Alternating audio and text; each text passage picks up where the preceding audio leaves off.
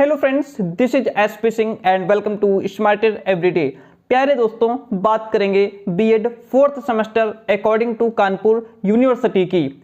जो fourth semester में आपका पेपर फर्स्ट है, जिसका नाम है भारत में शिक्षा प्रणाली का विकास एवं इसकी चुनौतियां, development of education system in India and it's challenges. ये आपका पेपर फर्स्ट है।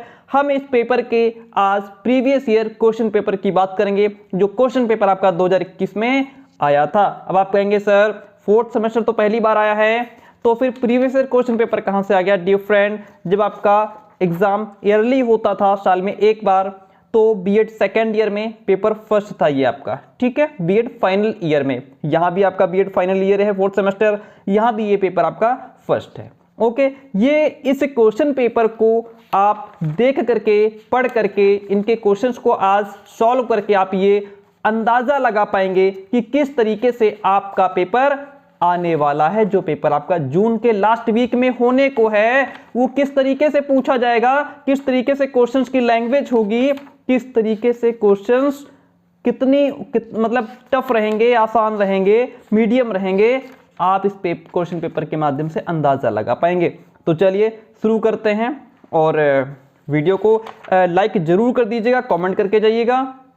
डियर फ्रेंड, एक एक क्वेश्चन को ठीक तरीके से समझते हुए चलेंगे एंड बिल्कुल भी स्किप मत कीजिएगा, पूरे क्वेश्चन पेपर को समझिएगा। यहां से कई क्वेश्चंस आपको एज इट इज एग्जाम में देखने को मिल जाएंगे। पहला क्वेश्चन आपका कहता है, मुझे लगता है हिंदी के बच्चे ज्यादा होते हैं, तो मैं इसको हिंदी को ही सेंटर में कर लेता हूं, ठीक है। देखिए, वैदिक कालीन शिक्षा की अवधि क्या है? जब आपसे वैदिक कालीन, वैदिक पीरियड की शिक्षा की अवधि पूछ ले, तो आप लिखेंगे 2500 ईसा पूर्व से 500 ईसा पूर्व तक। कितनी? 2500 ईसा पूर्व से 500 ईसा पूर्व तक वैदिक कालीन शिक्षा की अवधि रही है। वैदिक काल में शिक्षा का माध्यम क्या था डियर फ्रेंड? वैदिक काल में शिक्षा का माध्यम संस्कृत था। क्या? संस्कृत था। उपनयन संस्कार किससे संबंधित है? उपनयन संस्कार जो है आपका, वह गुरुकुल में प्रवेश के समय, जब बच्चा प्राथमिक शिक्षा के लिए गुरुकुल में प्रवेश के लिए जाता है, एडमिशन के लिए जाता है, तब उसका उपनयन संस्कार होता था, ठीक है।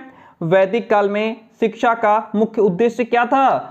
वैदिक कालीन जो शिक्षा थी, उसका मुख्य उद्देश्य स्पिरिचुअल डेवलपमेंट था, आध्यात्मिक विकास था। वैदिक कालीन शिक्षा का पाठ्यक्रम क्या था? वैदिक काल में जो शिक्षा का पाठ्यक्रम था, वह पराविद्या एवं अपराविद्या दोनों ही थी। परा का मतलब आपकी जो है कि आध्यात्मिक शिक्षा, ठीक है। अगला क्वेश्चन कहता है, प्राचीन शिक्षा का केंद्र तक्षशिला कहां है? प्राचीन शिक्षा का केंद्र तक्षशिला पाकिस्तान में है। वैदिक काल में समावर्तन उपदेश कब दिया जाता था? वैदिक काल में समावर्तन उपदेश जो था, वह विद्या की समाप्ति पर दिया जाता था, at the end of learning दिया जाता था। बौद्ध कालीन शिक्षा की अवधि क्या थी? तो बौद्ध कालीन जो शिक्षा की अवधि है, वह 500 ईसा पूर्व से 1200 ईसा पूर्व तक मानी जाती है। क्या? बौद्ध कालीन शिक्षा की अवधि 500 ईसा पूर्व से 1200 ईस्वी तक मानी जाती है। बौद्ध काल में शिक्षा का माध्यम क्या था? पाली। बौद्ध काल में शिक्षा का माध्यम पाली था, और वैदिक काल में शिक्षा का माध्यम संस्कृत था। क्वेश्चन नंबर 10 की तरफ बढ़ने से पहले डियर फ्रेंड, हम आपको बता दें कि हम पेड नोट्स भी प्रोवाइड कराते हैं। बीएड फोर्थ सेमेस्टर में अगर आप हैं और बहुत बेहतर करना चाहते हैं, अच्छे मार्क्स गेन करना चाहते हैं, तो आप हमारे पेड नोट्स ले सकते हैं। नंबर है 9628182649। यहाँ पे आपको फुल चारों पेपर का सब्जेक्टिव कंटेंट मिलता है, आपको चारों पेपर का ऑब्जेक्टिव कंटेंट मिलता है, एंड आपको चारों पेपर के 1 लीनियर क्वेश्चंस मिलते हैं। पेपर इससे बाहर एक भी क्वेश्चन नहीं आएगा, जितना भी कंटेंट आपको दिया जाएगा। प्रव्रज्या संस्कार किससे संबंधित था? प्रव्रज्या संस्कार आपका बौद्ध काल से संबंधित था। मठ एवं बौद्ध विहार बौद्ध शिक्षा के केंद्र थे। कौन सी शिक्षा के? प्राथमिक शिक्षा के केंद्र थे या उच्च शिक्षा के केंद्र थे? डियर फ्रेंड, ये प्राथमिक एवं उच्च शिक्षा के केंद्र हुआ करते थे। बौद्ध कला के विद्यार्थी को किस नाम से जाना जाता था? बौद्ध कला के विद्यार्थी को सामनेर के नाम से जाना जाता था। क्या? किस नाम से? सामनेर। बौद्ध कला के विद्यार्थी को सामनेर के नाम से जाना जाता था। बौद्ध कालीन शिक्षा का मुख्य उद्देश्य निर्वाण की प्राप्ति करना था। नालंदा विश्वविद्यालय की स्थापना किसने की थी? कुमारगुप्त ने। नालंदा विश्वविद्यालय की स्थापना किसने की? कुमारगुप्त ने की थी। मध्यकालीन शिक्षा की अवधि क्या थी? मध्यकालीन शिक्षा की अवधि 1200 ईस्वी से लेकर के 1700 ईस्वी तक मानी जाती है। ऑप्शन आपका सी इसमें राइट हो जाएगा। मकतब और मदरसा मध्यकालीन शिक्षा के केंद्र थे।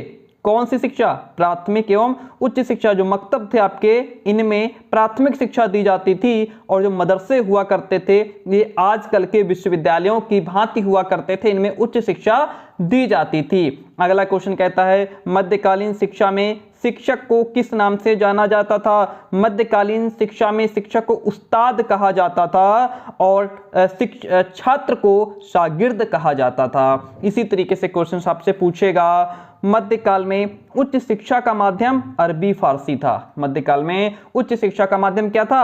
अरबी फारसी। प्यारे दोस्तों, हम जो आपको वन लीनियर करा रहे हैं पेपर सेकंड का यूनिट फर्स्ट हमने वन लीनियर पूरा कंप्लीट करा दिया है और अभी सारे पेपर्स की सारी यूनिट कंप्लीट कराएंगे। थोड़ा सा इशू है, ठीक है, तो हमने सोचा आज क्यों ना आपको प्रीवियस ईयर ही कराते। हमारे पास प्रीवियस ईयर ये भी है, ये है हमारा 2021-22 का और ये जो हम कर रहे हैं ये सिर्फ 2021 का है, इसमें लिखा हुआ है। ओके, दोनों अलग अलग पेपर हैं तो इसको दूसरा वाला जो है इसको भी करा दिया जाएगा। अगला क्वेश्चन कहता है मध्यकालीन शिक्षा को शैक्षिक विकास की दृष्टिकोण से क्या कहा जाता है? मध्यकालीन शिक्षा को शैक्षिक विकास की दृष्टि से अंधकार युग कहा जाता है क्योंकि इस युग में जो शिक्षा थी वह कुछ खास नहीं हो पाया उसमें, इसलिए इसको अंधकार युग कह दिया। बिस्मिल्लाह रस्म की वास्तविक उम्र क्या थी? बिस्मिल्लाह रस्म जब बालक 4 वर्ष 4 माह 4 दिन का हो जाता था और उसको प्राथमिक शिक्षा के लिए प्रवेश दिलाने के लिए जब ले जाते थे तो वहां पे बिस्मिल्लाह नामक रस्म अदा कराई जाती थी, जो कि जब तक बालक 4 वर्ष 4 माह 4 दिन का नहीं हो जाता था ये रस्म अदा नहीं होती थी। ब्रिटिश कालीन शिक्षा की अवधि क्या थी? ब्रिटिश कालीन जो शिक्षा की अवधि थी वह 1700 ईस्वी से लेकर के 1947 ईस्वी तक मानी जाती है। किसने एडम के प्रतिवेदन को एक मिथक समझा? किसने? फिलिप हॉर्टिक ने। किसने? फिलिप हॉर्टिक ने एडम के प्रतिवेदन को झूठा समझा। निस्यंदन सिद्धांत विशेष रूप से शिक्षा से संबंधित था, उच्च वर्ग की शिक्षा से संबंधित था। इस सिद्धांत में मैंने आपको पढ़ाया है, इस सिद्धांत में यह कहा जाता है कि केवल उच्च वर्ग के लोगों को शिक्षित कर दो, जो निम्न वर्ग के लोग हैं वो अपने आप शिक्षित हो जाएंगे। निस्यंदन का मतलब होता है किसी चीज का छन छन करके नीचे आना, ठीक है, तो इसमें यह कहा गया कि उच्च वर्ग के लोगों को शिक्षित कर दो, जो निम्न वर्ग के लोग हैं वो उनसे अपने आप ही शिक्षित हो जाएंगे। किसने कहा? वुड का घोषणा पत्र भारतीय शिक्षा के इतिहास में एक महाधिकार पत्र है। यह बात कहने वाले HR James and dear friend. कौन? HR जेम्स हैं। अगला क्वेश्चन कहता है वुड का घोषणा पत्र कब प्रकाशित हुआ था? इसमें ऑप्शन ही नहीं है, इसलिए 1854 हमारा राइट हो जाएगा। इसमें निशान सारे इसलिए लगे हैं क्योंकि जब ये पेपर हुआ था तो बच्चों को मैंने इसका सॉल्यूशन कराया था, इसीलिए निशान लगे हैं और निशान लगा करके फिर बच्चों को PDF भेजी थी हमने।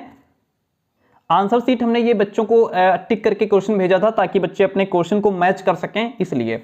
वुड के घोषणा पत्र में कितने अनुच्छेद थे? वुड के घोषणा पत्र में पूरे 100 अनुच्छेद थे। कितने? 100 अनुच्छेद थे। अगला क्वेश्चन कहता है किसने कहा वुड का घोषणा पत्र भारतीय शिक्षा की नींव है? इसने आधुनिक भारतीय शैक्षिक प्रणाली शुरू की है। हैम्पटन ने कही है बात। किसका स्टेटमेंट है? हैम्पटन का है। अगला क्वेश्चन भारतीय शिक्षा आयोग 1882 के अध्यक्ष कौन थे? William Hunter. जो हमारा भारतीय शिक्षा आयोग है 1882 है, इसके अध्यक्ष विलियम हंटर थे, इसीलिए इसको हंटर आयोग भी कहा जाता है।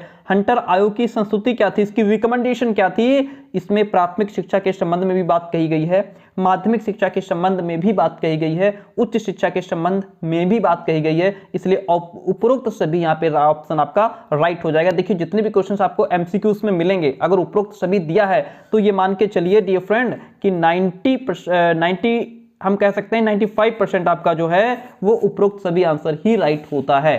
ओके, हंटर आयोग का गठन कब हुआ था? तो हंटर आयोग का गठन 1882 में हुआ था। ओके, जैसे यहाँ पे क्वेश्चन में ही दिया है भारतीय शिक्षा को 1882, तो 1882 में ही हुआ था। कई बार क्वेश्चंस में भी आंसर दिया होता है।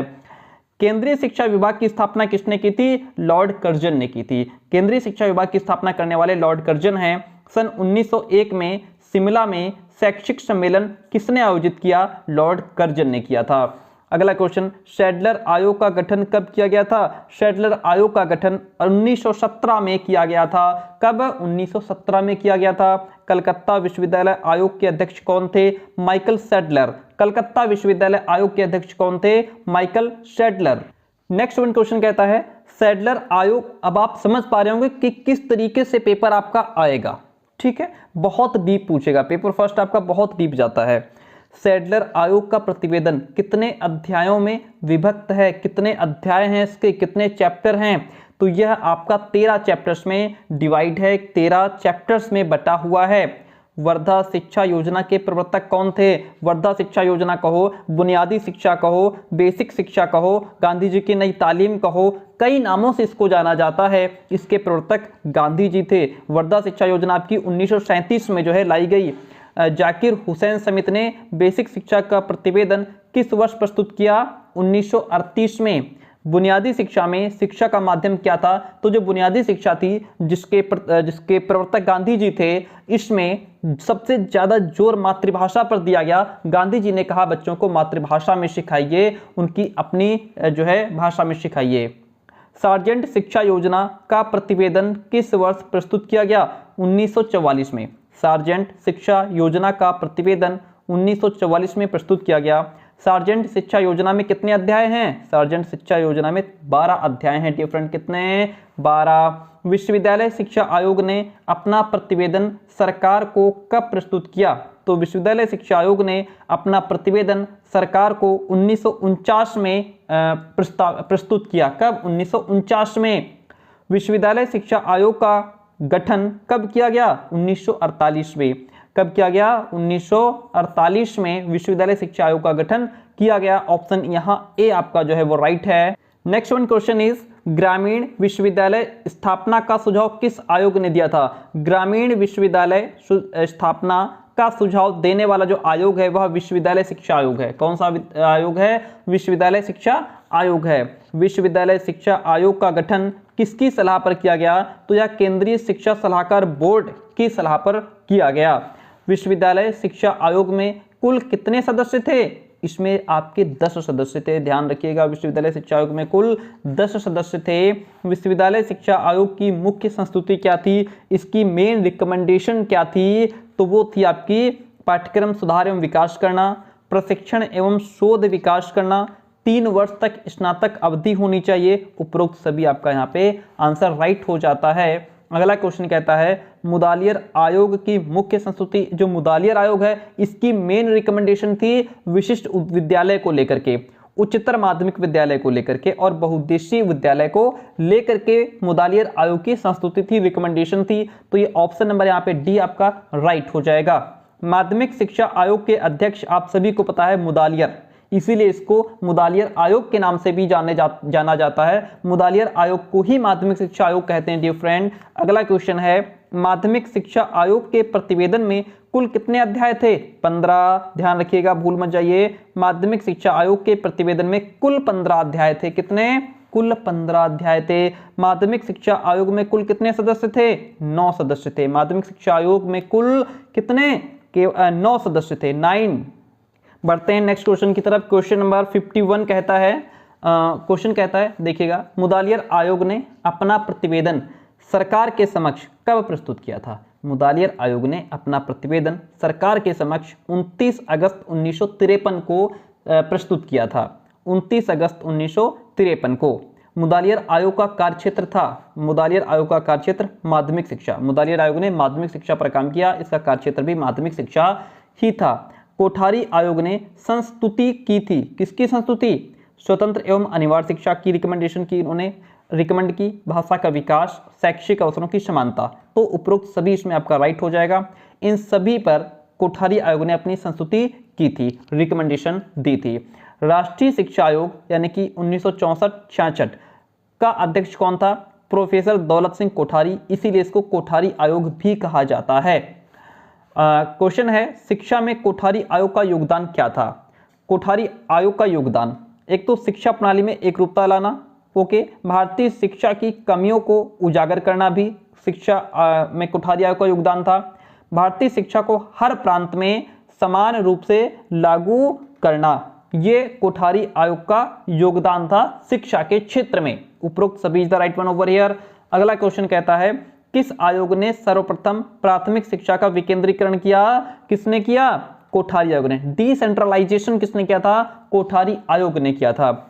संशोधित शिक्षा नीति 1992 के अध्यक्ष कौन थे? जो शिक्षा नीति हमारी संशोधन के बाद आई थी तो उसको संशोधित राष्ट्रीय शिक्षा नीति 1992 कहते हैं। जनार्दन रेड्डी थे इसके अध्यक्ष। कौन? जनार्दन रेड्डी।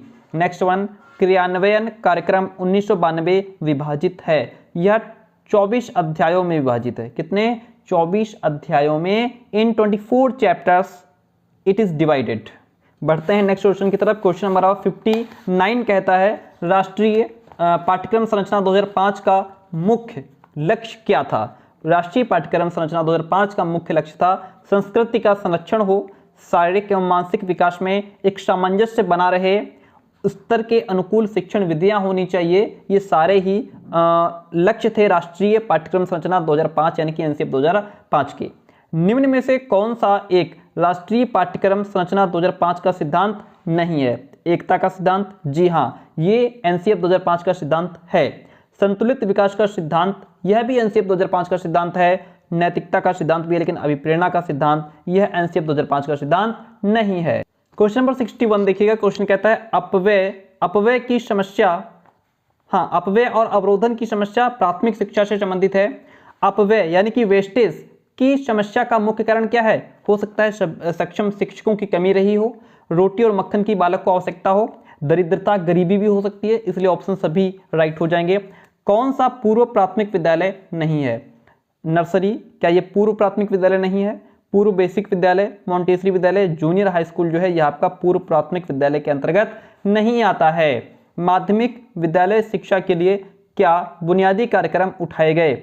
इसमें माध्यमिक विद्यालय शिक्षा के लिए अतिरिक्त पाठ्य सहगामी क्रियाएं, परियोजनाएं और प्रयोग, श्रव्य दृश्य प्रशिक्षण, ये सभी बुनियादी कार्यक्रम उठाए गए। ऑप्शन डी आपका राइट हो जाता है। किसने कहा माध्यमिक शिक्षा हमारे शिक्षा की सबसे कमजोर कड़ी है? ऐसा कहने वाले आपके राधा कृष्णन हैं। उच्च शिक्षण संस्थाओं में राष्ट्रीय सेवा योजना की शुरुआत कब की गई? 1969 में की गई। 1969 में उच्च शिक्षण संस्थाओं में राष्ट्रीय सेवा योजना की शुरुआत की गई।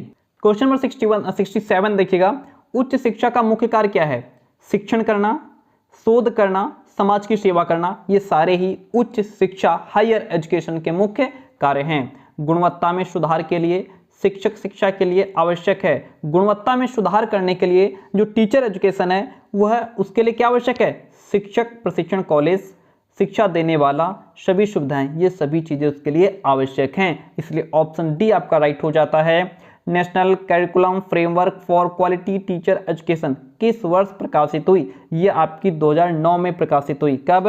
2009 में। राष्ट्रीय प्रौढ़ शिक्षा परिषद की स्थापना कब हुई? राष्ट्रीय प्रौढ़ शिक्षा परिषद की स्थापना 1969 में हुई। राष्ट्रीय साक्षरता मिशन की शुरुआत कब हुई? यह आपकी 1988 में हुई। देखिए टोटल आपसे इस ऐसे क्वेश्चंस पूछ रहा है, आपको डीपली पढ़ना पड़ेगा, समझना पड़ेगा, ठीक है। और कम समय आपके पास, बहुत कम समय बचा है।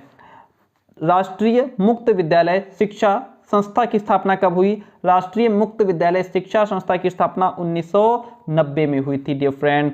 इंदिरा गांधी राष्ट्रीय मुक्त विश्वविद्यालय की स्थापना 1985 में हुई। इंदिरा गांधी राष्ट्रीय मुक्त विश्वविद्यालय की स्थापना 1985 में हुई। अखिल भारतीय तकनीकी शिक्षा परिषद की स्थापना क्या हुई, कब हुई?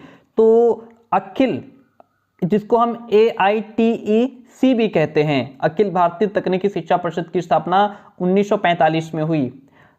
SCERT का कार्यकाल उत्तर प्रदेश में कहाँ कार्यालय कहाँ है? SCERT का कार्यालय उत्तर प्रदेश में आपका लखनऊ में स्थित है। नेक्स्ट वन क्वेश्चन नंबर 76 है। अगर नहीं पढ़ेंगे आप तो फिर क्या होगा, इसी तरीके से क्वेश्चंस आएंगे, बहुत डीप पढ़ना पड़ेगा। NCERT का कार्यालय कहाँ है? नई दिल्ली में है। NAAC के मुख्य कार्य क्या है? NAAC का मतलब क्या होता है? NAAC, ठीक है, इसको NAAC के मुख्य कार्य क्या है? गुणवत्ता से संबंधित अनुसंधान, अध्ययन, परामर्श एवं प्रशिक्षण कार्यक्रम, ये दोनों ही NAAC के मुख्य कार्य के अंतर्गत आते हैं। क्वेश्चन कहता है सन 1990 में प्राथमिक स्तर पर न्यूनतम अधिगम स्तर को तय करने के लिए बनाई गई समिति के अध्यक्ष कौन थे? Professor RH Dave. कौन? प्रोफेसर RH दवे, ठीक है, DAVE दवे। राष्ट्रीय प्रौढ़ शिक्षा कार्यक्रम का प्रारंभ 2 अक्टूबर 1978 को हुआ। राष्ट्रीय प्रौढ़ शिक्षा कार्यक्रम का प्रारंभ 2 अक्टूबर 1978 को हुआ। भारत में मुक्त, एक तरीके से मैं इसलिए ये आपको इतना फास्ट समझा रहा हूं ताकि बस आपका रिवीजन हो सके अगर आपने पढ़ लिया है तो, और आप ये समझ पाएं कि क्वेश्चंस का लेवल क्या है। ओके, एंड क्वेश्चंस भी आपके साथ क्लियर होते रहें। भारत में मुक्त शिक्षा की शुरुआत सर्वप्रथम किस विश्वविद्यालय ने किया? मंदुराई विश्वविद्यालय ने। किसने? मंदुराई विश्वविद्यालय ने भारत में मुक्त शिक्षा की शुरुआत सबसे पहले की थी।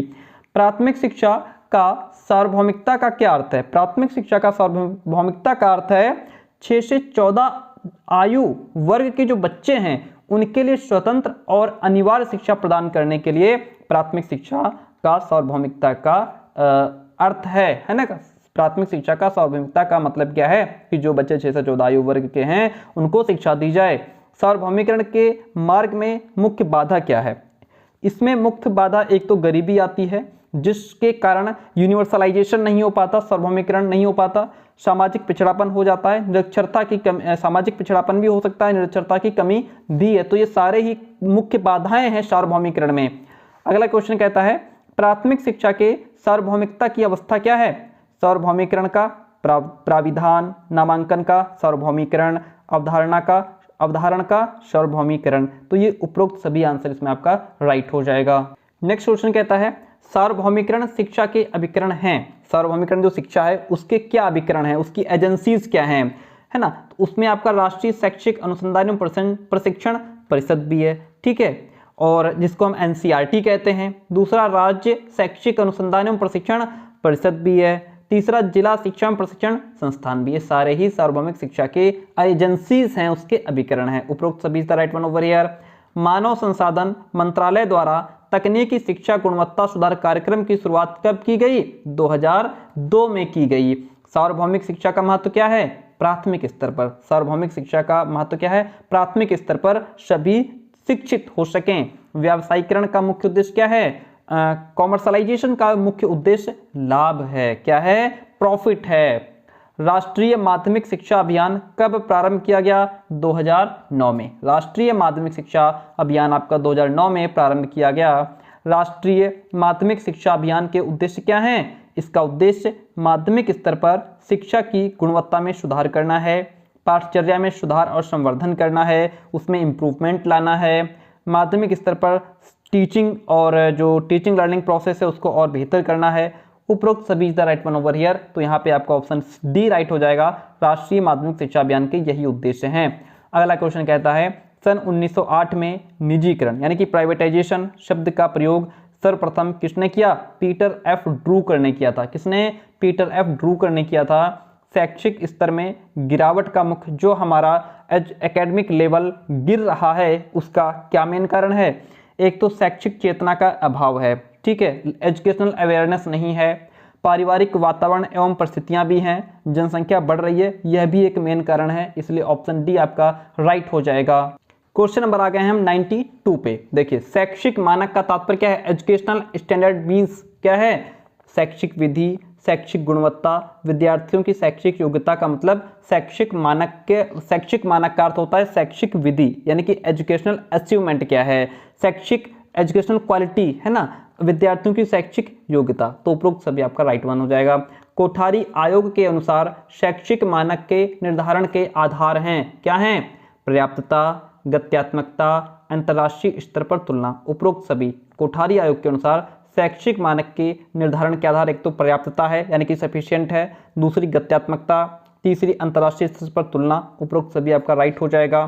शिक्षा के स्तरीकरण को उन्नत बनाने के लिए जो मेन समस्या है वो क्या है? एक तो अगर शिक्षा के स्तर को उन्नत बनाना है, आगे बढ़ाना है, तो उसमें समस्या आ रही है जो पाठ्यक्रम है वो इररिलेवेंट है, अनुपयुक्त है, ठीक है, अनुपयुक्त शिक्षक विधियां हैं, शैक्षिक निर्देशन का भी अभाव है ना, एजुकेशनल गाइडेंस बच्चों को नहीं मिल पा रहा है, उचित शिक्षण विधियां नहीं मिल पा रही हैं। ये सारे इन सभी कारणों से हमारा शिक्षा का लेवल गिर रहा है।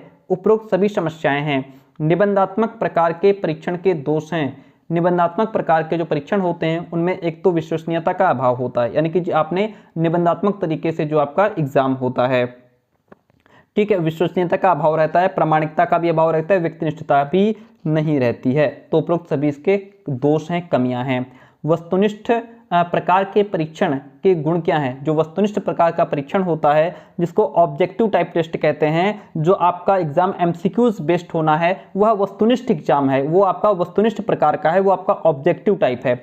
इसमें एक तो विश्वसनीयता बनी रहती है, वैधता भी बनी रहती है, वस्तुनिष्ठता भी बनी रहती है। उपरोक्त सभी जो है ये ऑब्जेक्टिव टाइप जो एग्जाम होता है उसकी क्वालिटीज हैं। परीक्षा सुधार के मुख्य उपाय क्या हैं? परीक्षा सुधार के मुख्य उपाय ये हैं कि आप ग्रेड प्रणाली सुधारिए, सेमेस्टर प्रणाली भी आपकी अच्छी होनी चाहिए, सतत एवं समग्र मूल्यांकन होते रहना चाहिए। 98 नंबर क्वेश्चन है, माध्यमिक स्तर पर निःशक्त का मतलब ऐसे बच्चे जो हैंडीकैप्ड हैं, उनके लिए समावेशी शिक्षा योजना प्रारंभ की गई कब? 2009-10 में। क्वेश्चन नंबर आज का सेकंड लास्ट क्वेश्चन आपके सामने है। आपसे फिर कहना चाहेंगे, जिस तरीके कंटेंट, जिस तरीके का मटेरियल हम पेड में प्रोवाइड कराते हैं, जो हमारे पेड नोट्स होते हैं जो हम बच्चों को प्रोवाइड कराते हैं, उससे बेहतर कंटेंट आपको कोई नहीं दे सकता है।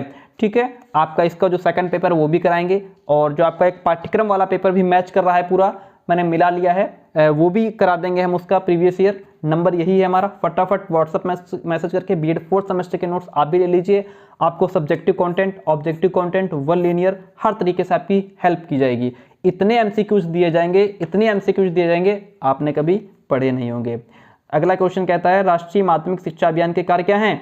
माध्यमिक एवं उच्चतर माध्यमिक विद्यालयों की शिक्षा से संबंधित मदद करना। दूसरा, गुणवत्ता युक्त शिक्षा उपलब्ध कराना।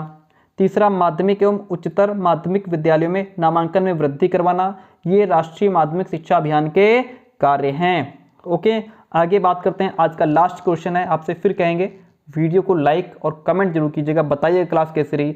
निजीकरण के लाभ हैं, प्राइवेटाइजेशन के क्या लाभ हैं? एक तो सेवा की गुणवत्ता में सुधार होगा, दक्षता एवं नवाचार भी बढ़ेगा, रख रखाव में सुधार आएगा। उपरोक्त सभी is the right one over here. प्यारे दोस्तों, बहुत फास्ट हमने बस जो आंसर थे उनको फटाफट बता दिया है, और इसी तरीके से बेहतर क्वेश्चंस आप तक पहुंचाएंगे। क्लास कैसे रही कमेंट करके जरूर बताइएगा, और जो नंबर दिया है वहां पे मैसेज करके नोट्स की इंफॉर्मेशन ले सकते हैं। थैंक यू सो मच, मिलते हैं बहुत जल्दी नेक्स्ट क्लास में।